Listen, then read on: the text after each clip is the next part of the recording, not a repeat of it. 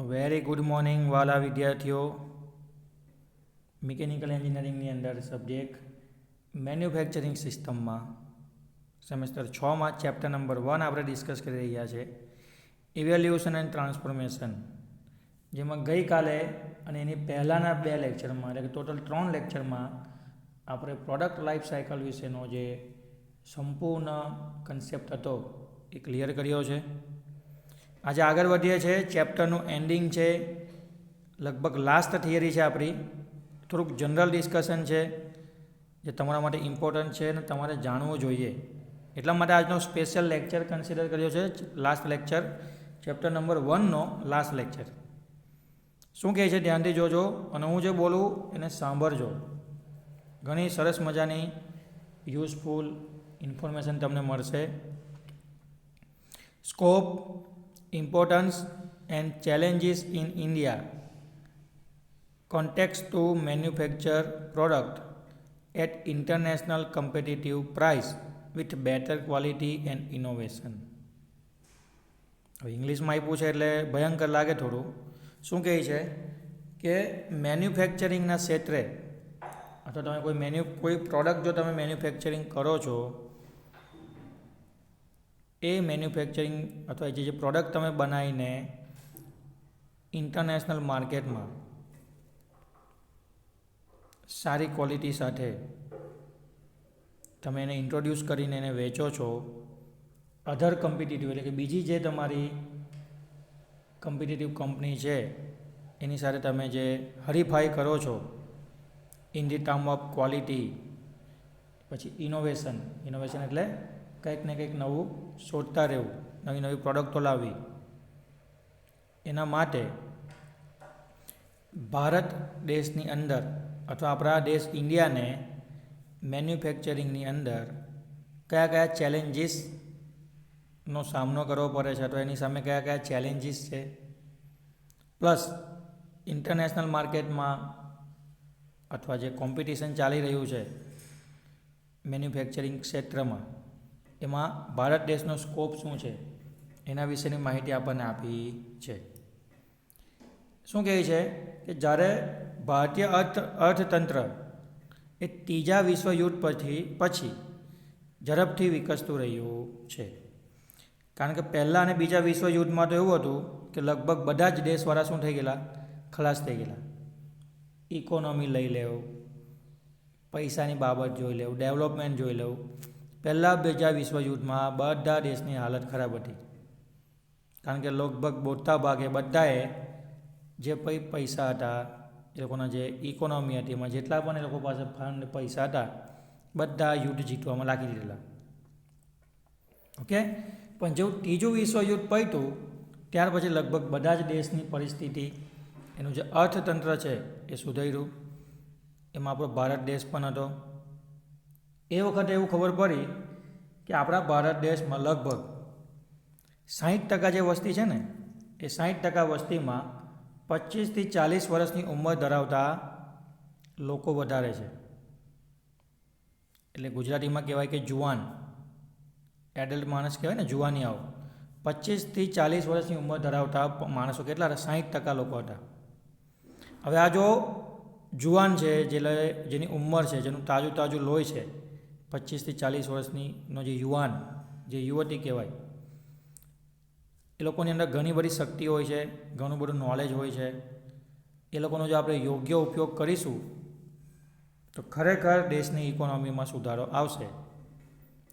તો એ લોકોએ સર્વે કરીને એવું નક્કી કર્યું કે કોઈપણ દેશનું તમારે જો સમૃદ્ધિ જોવી હોય કે ભાઈ કયો દેશ કેટલો સમૃદ્ધ છે, તો એ દેશમાં રહેતા દેશવાસીઓની, એટલે કે ત્યાંના જે સિટીઝન છે એ લોકોની લાઈફસ્ટાઈલ જોઈ લઉં કે એ લોકોની લાઈફસ્ટાઈલ કેવી છે. ઓકે, લાઈફસ્ટાઈલ પરથી તમને ખબર પડી જશે, અંદાજ આવી જશે કે દેશ કેટલો ડેવલપ છે, દેશ કેટલો સમૃદ્ધ છે. એટલે આના ભાગરૂપે ઈસવીસન 1991માં ભારત સરકારે LPG, L for liberalisation, P for privatisation અને G ફોર ગ્લોબલાઇઝેશન, આ 3 કન્સેપ્ટ આપ્યા. લિબરલાઇઝેશનનો મતલબ થાય છે ઉદારીકરણ, પ્રાઇવેટાઇઝેશનનો મતલબ થાય છે ખાનગીકરણ, અને ગ્લોબલાઇઝેશનનો મતલબ થાય છે વૈશ્વિકીકરણ. આ 3 કન્સેપ્ટ આપીને સમગ્ર દેશની પ્રજા માટે વિકાસના દરવાજા ખોલી નાખ્યા. ઓકે, આ 3 કન્સેપ્ટ એ લોકોએ એટલા વ્યવસ્થિત રીતના એપ્લાય કર્યા કે ભાઈ દેશમાં જે ઔદ્યોગિકરણ છે ને એ વધવા લાગ્યું. મોટી મોટી કંપનીઓ, મલ્ટીનેશનલ કંપનીઓ ઇન્ડિયામાં આવી અને એ લોકોએ પોતાના મેન્યુફેક્ચરિંગના પ્લાન્ટ ને બધું ચાલુ કર્યું. હવે મોટી કંપની આવે એટલે એમાં એ લોકોને હજારો અને લાખો માણસો જોઈએ કામ કરવા માટે. એનાથી રોજગારી વધે. રોજગારી વધે એટલે લોકોને જોબ મળે, લોકોને સારી સેલેરી મળે. સારી સેલેરી મળે એટલે તમે શું કરો? એક વ્યવસ્થિત લાઈફસ્ટાઈલ જીવો. બરાબર, તમે સારું ખાઓ, સારું પીવો, સારી રીતના રહેવો, સારા કપડાં પહેરો. ઓકે, સારી મેડિકલ ટ્રીટમેન્ટ, સારું ભણતર, આ બધામાં સુધારો થાય અને ઇનડાયરેક્ટલી ધીમે ધીમે ધીમે દેશની જે ઇકોનોમી છે એ ડેવલપ થાય છે. ક્લિયર છે? મસ્ત એક્ઝામ્પલ આપ્યું છે, દર વખતે હું આપું છું તે જ. એક સમય એવો હતો કે તમારે જો બજાજનું 2 વ્હીલર એટલે કે સ્કૂટર લેવું હોય તો 2 કે 3 વર્ષે તમારો વારો આવતો હતો. મતલબ બજાજનું પ્રોડક્શન તમે ગણો, સ્કૂટરનું પ્રોડક્શન એવું હશે કે ભાઈ થોડું ઓછું થતું હશે અને સામે લેવાવાળા માણસો વધારે હશે. મતલબ સ્કૂટરની ડિમાન્ડ વધારે હતી પણ એનું પ્રોડક્શન ઓછું થતું હતું. એટલા માટે તમારે સ્કૂટર લેવા માટે વેઇટ કરવી પડે.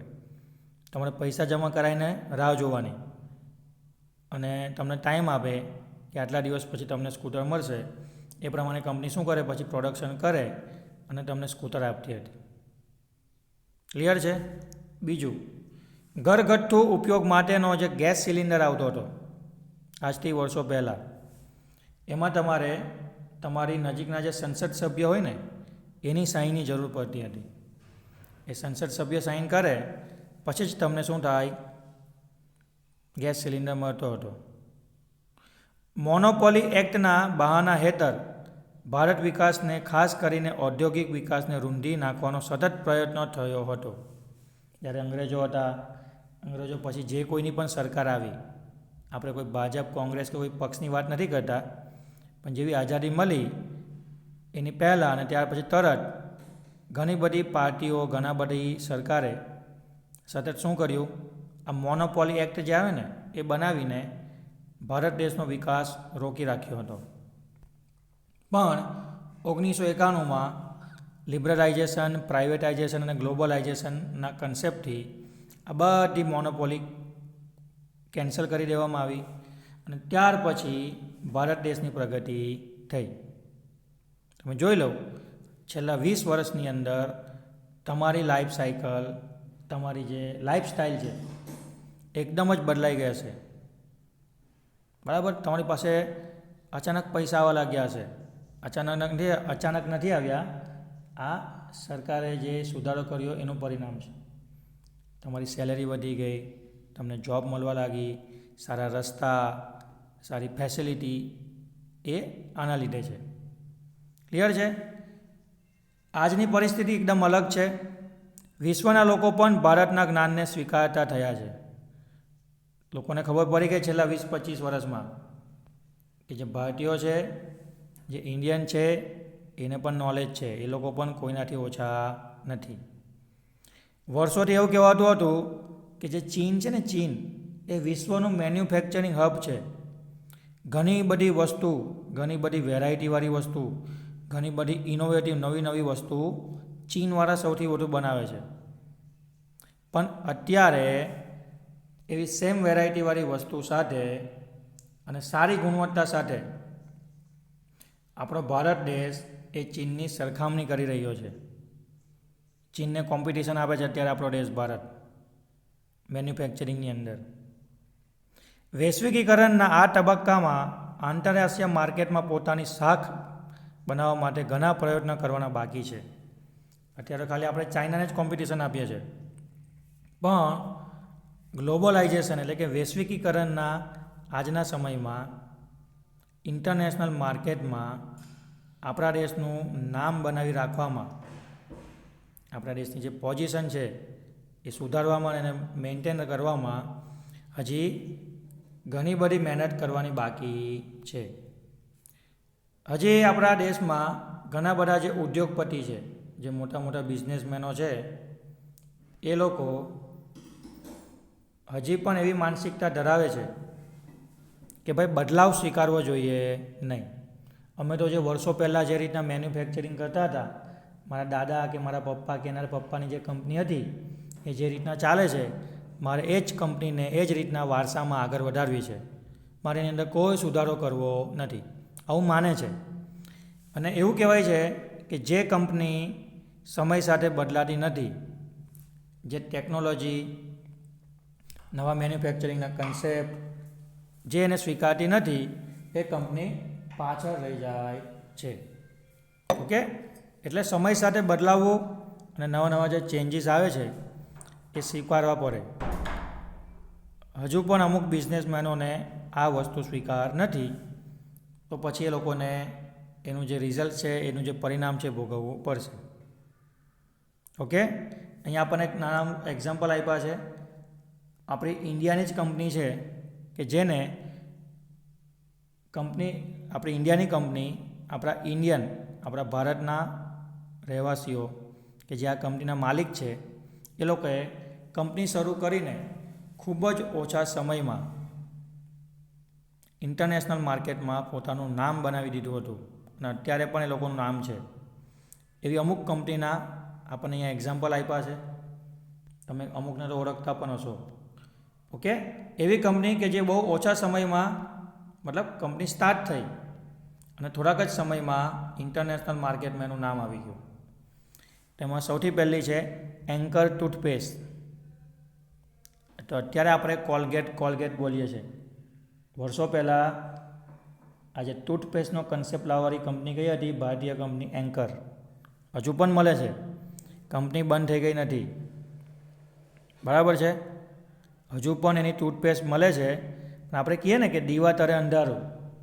ભારતની કંપની છે, સ્વદેશી કંપની છે, સારામાં સારી ટૂથપેસ્ટ બનાવે છે, પણ આપણે જે કોલગેટ બહારની કંપની છે એનું જ ટૂથપેસ્ટ વાપરીશું, બરાબર. પણ જો અહીંયા તમને કીધું છે, લોકોના ટેસ્ટ તથા મૂળને બરાબર પારખીને આ પ્રોડક્ટ ભારતમાં ઘણી હરીફ પ્રોડક્ટને મહાત કરી રહી છે.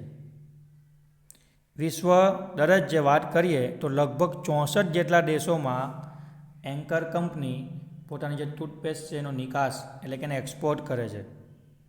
આપણા દારો કદાચ નહીં ચાલતી હોય, લોકો એનું નામ પણ નહીં સાંભળ્યું હોય, અમુક દુકાનોમાં તો મળતી પણ નહીં હશે, કારણ કે લોકો અહીંયા એડવર્ટાઇઝ એવું કશું કરતા નથી. બહુ લગભગ ઓછી એડવર્ટાઇઝ મેં જોઈ છે એન્કરના ટૂથપેસ્ટની. તો પણ વાંધો નહીં, આપણા ત્યાં નહીં વેચાય તો આપણા ત્યાં એ લોકો ટૂથપેસ્ટ બનાવીને 64 દેશોની અંદર આપણી ભારતમાં બનેલી ટૂથપેસ્ટનું એક્સપોર્ટ કરે છે.